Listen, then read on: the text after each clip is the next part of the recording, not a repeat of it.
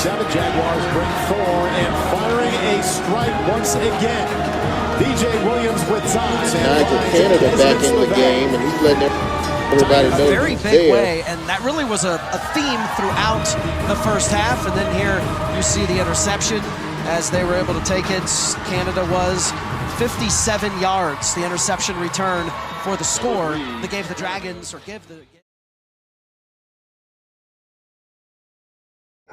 And DeSoto Parish is so rich with athletes, and not just to go to Grambling, but I'm talking about all schools around. You know, we are so rich with these athletes, and don't get it wrong, we are still here. Yeah. We are still here, rich with these athletes. But when you start telling them that and say, it's in your blood.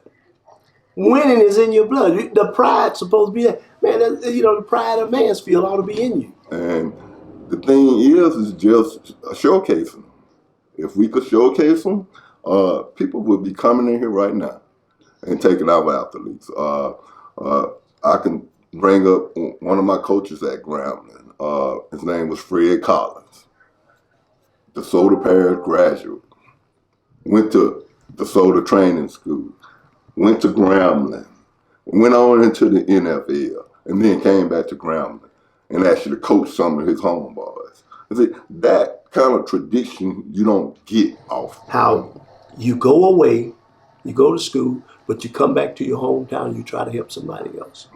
That's the kind of stuff that you try to reproduce over and over and over again. That's how you be successful, by looking at the good things and you try to replicate those good things and make things happen for the youngsters that are here right now. Yeah.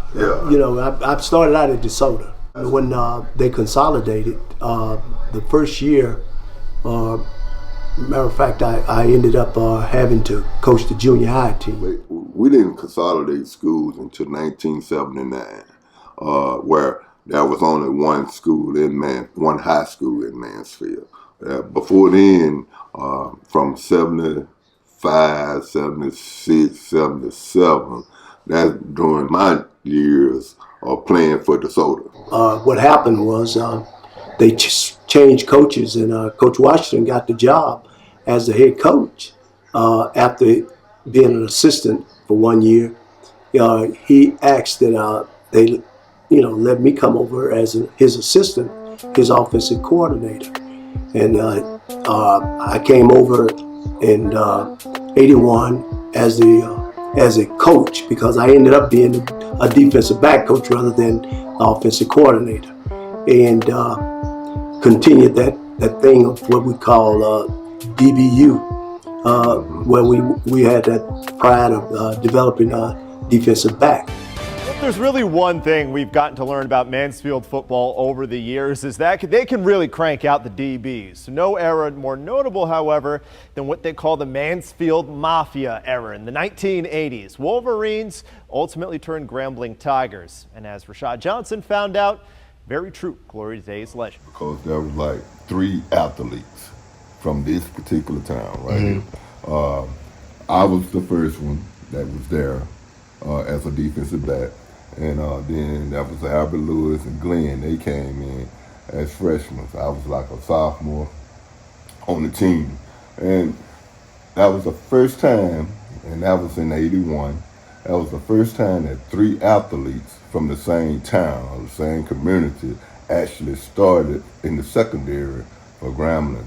And that was big, because you got a lot of kids coming from a lot of different places that was playing defensive back. But to get 3 guys from the same town and from the same school, that was big for Mansfield. And so we became what they call the Mansfield Mafia. One of the best secondaries to ever play for Coach Rob, and they all came from Mansfield, Louisiana. They all played for the old DeSoto, and DeSoto was known as DB High at one point. Albert Lewis went on to play for the Kansas City Chiefs. Glenn the Hitman Hall and Donald Mayweather are coaches now in the area. How tough were y'all? Well, I think we were one of the most toughest defensive secondary that came through. around me. We did our thing, you know. We made things happen, you know, and to play with each other and being from the same time, it took a lot of pride. We wanted that to happen, you know. We wanted to make things happen for Mansfield like that. Not him. Honestly, I'm the free safety, and she got up in. We played the preview, and over there we played. Oh, as a matter of fact, we played our first Cotton Bowl Classic. I was in the first Cotton Bowl Classic, and had a pick. He picked that sucker off and was running back, and shoot, I had a good game. I ran a punt for about 60 yards and back, and then didn't score it, but ran it and returned it 60 yards, and I had an interception in that game, and then went to New York, had an interception, and messed around in the Bayou Classic and had it, picked it off on Randy Allen. And guess who was quarterbacking? Mosley up at Booker T. That was the coach at Booker T. And Coach Mosley, he retired. He was a freshman quarterbacking for Southern, and I had to pick, man. And Hunter just went through and knocked fire from me. I had my heels kicked up in the air, man. In the secondary. It's a never-ending cycle that still spins today.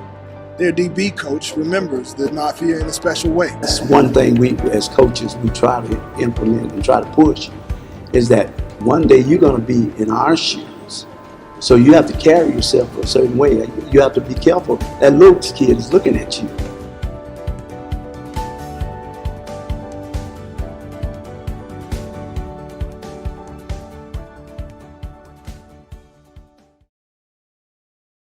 I started noticing the knowledge of the game in which I had compared to others, you know, because I could get out there and all the coaches actually, how did I know this was going to happen? How you know that was going to happen?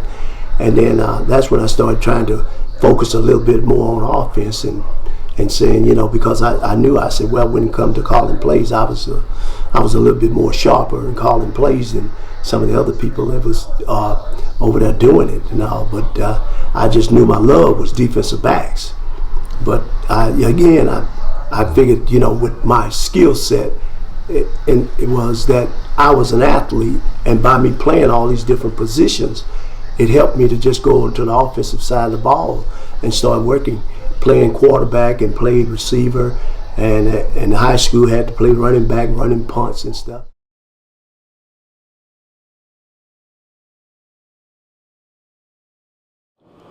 Well, going into Huntington was a high-power offense led by Mr. Cameron Evans last year. He's recently signed with Texas A&M. So we know they're going to throw the ball. They're going to be throwing the ball left and right. We got to do a better job as coming up and defending, putting pressure on the new quarterback. He's young, so maybe we put a lot of pressure on him. He'll throw ball that he don't want to throw, and we have to capitalize.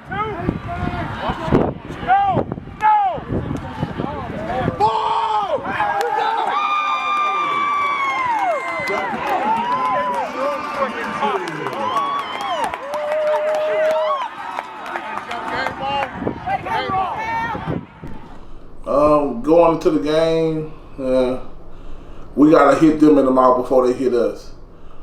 Person that passes first lick, 9 out of 10, they usually be the one to come out on top. We got to hit them before they hit us.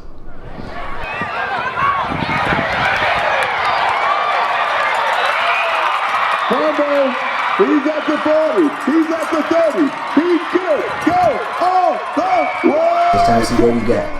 We started off a little slow, made a couple mistakes early. Again, we nervous, but after come out of halftime, nerves settle down. We talk about stuff in the locker room. Kids come out, they ready to play. Yeah, I like that.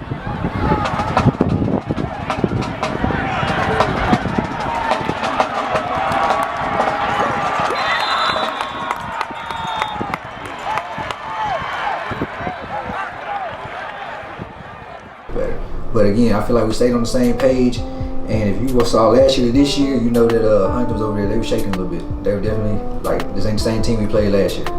We hit them back-to-back drives. We scored on back-to-back drives. So eventually, they came in. They made adjustments. We made adjustments too.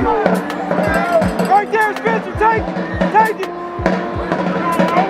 Hey,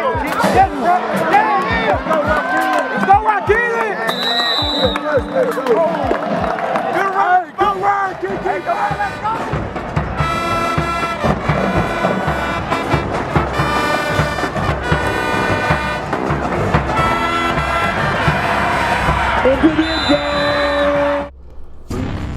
nature.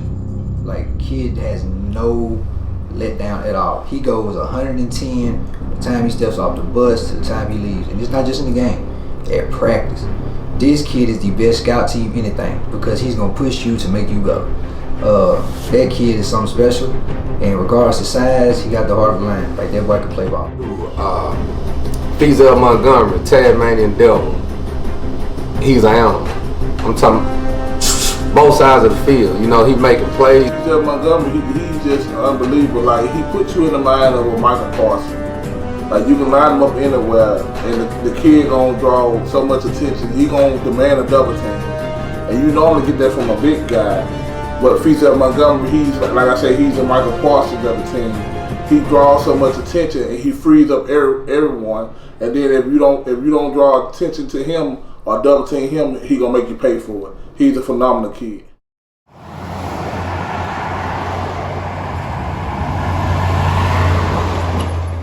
Leading up to the week of Evangel, we had a short week. By us playing on Thursday, they limited that one day of extra practice we could have had. And by that, not having the extra day, that what hurt us. I feel like we got distracted by social media and what the outsider was saying. We lost focus in our game. And we just didn't have it up mentally. We didn't have it mentally. And all week of practice, we missed some practice because of the holiday. You know what I'm saying? Shortened, just the week shortened. Had to play on Thursday. We're not used to playing on Thursday night. Used to play on Friday night. Kicked in because see, we didn't have by us having practice on Monday and Tuesday, and not having school them days. We had some of our talent that didn't show up, and our coach didn't let them play because of discipline. And then definitely on Thursday, yeah, that definitely messed it up because we used to, like I said, we used to playing on Fridays, and we had to adapt. Coming out of Huntington, it was a tough loss. Some things didn't go our way, but we refocused over the weekend. We had to go back Monday, and we just had to get better. Some kids came up, so they filmed this weekend. We took it, did our preparation, and I feel very confident about the pregame and the preparation we made going into the event. Hey man, I can't miss practice. No 2 days. I'm a starter. Yeah, we had two of them that didn't play.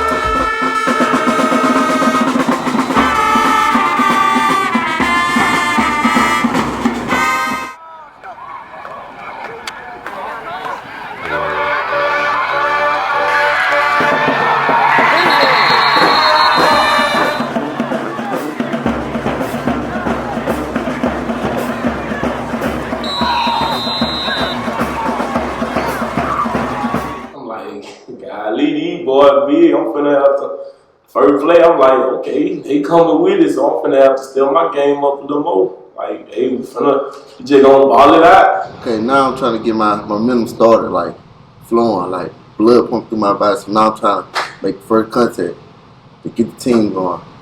Like, but had a little upset with, like, personnel, but the first two series, on offense, it was a little down, but as we started to play, get more licks in, hit, you know what I'm saying, feel it, starting to boost our confidence and just go on.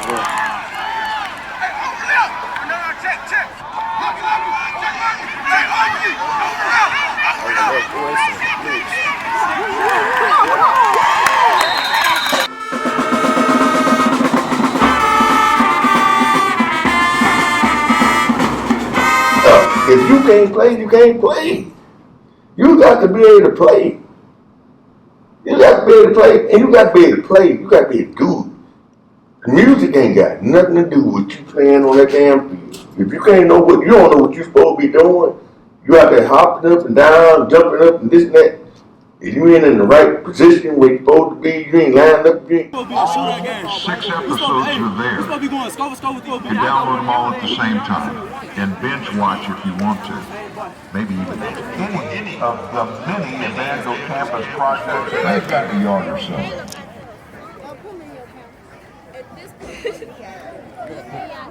4th down, 4 yards to go for Mansfield.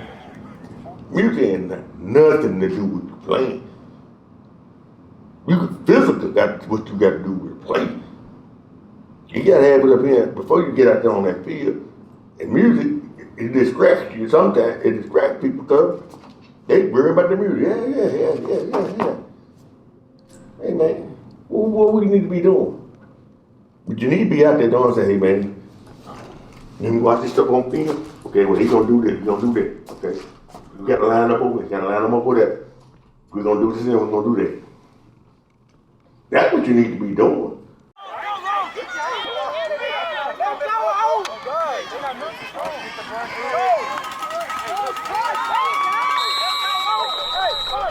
We thought we had pretty good practices. We thought we were going in with a good game plan for his offense and defense. Defense, we just had to stop the two brothers, number 13 and number 7, I think. Man, them kids are real deal. They are tough, I tell you that. We knew about them, we've heard about them, watched them on film, and they are what's advertised. Now, does that mean we couldn't have, again, executed better against them? No, we could have. Having the two twin brothers, one play quarterback, one play receiver, those two have a connection like none other. And they're going to win a lot of football games by those two having chemistry and the team falling behind them.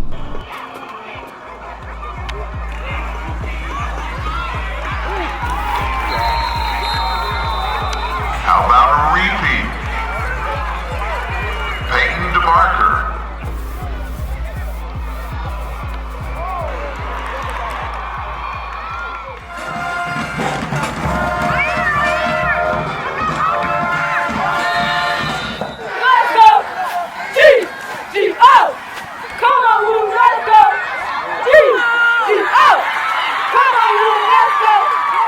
Just execution.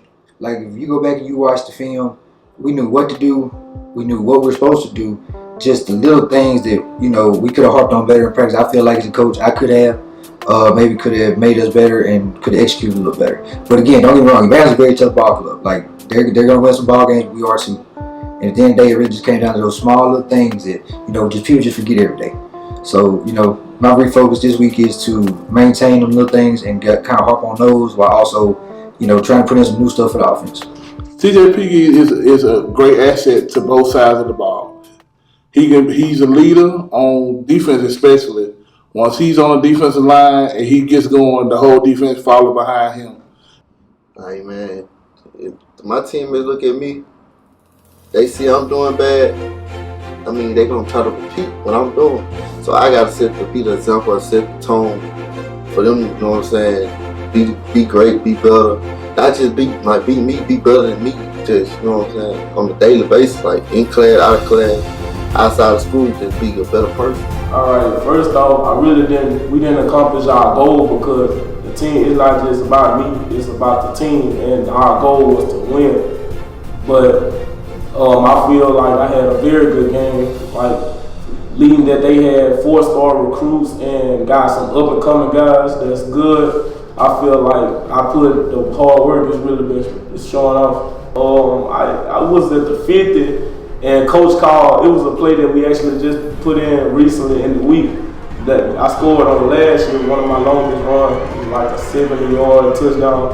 But he called that play at the line of scrimmage and I hit the hole and I went straight to the outside and the cornerback, he didn't want to tackle, so I ran him and I ran about 51 yards to about the 5-yard line.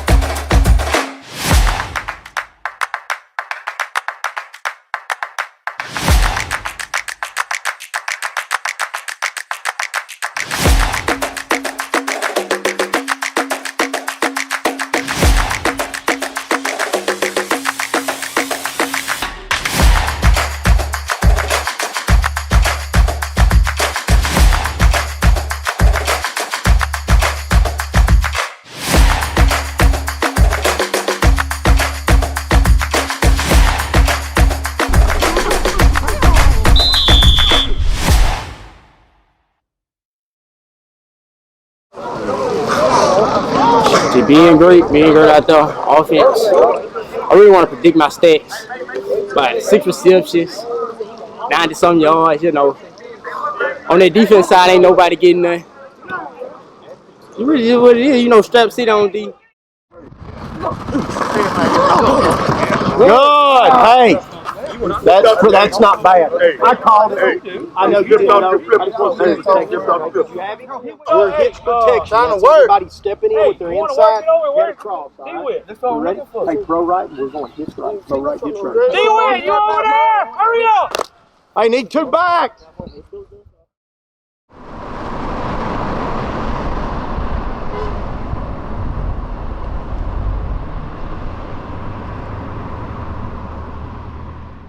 Hey, I appreciate y'all, man.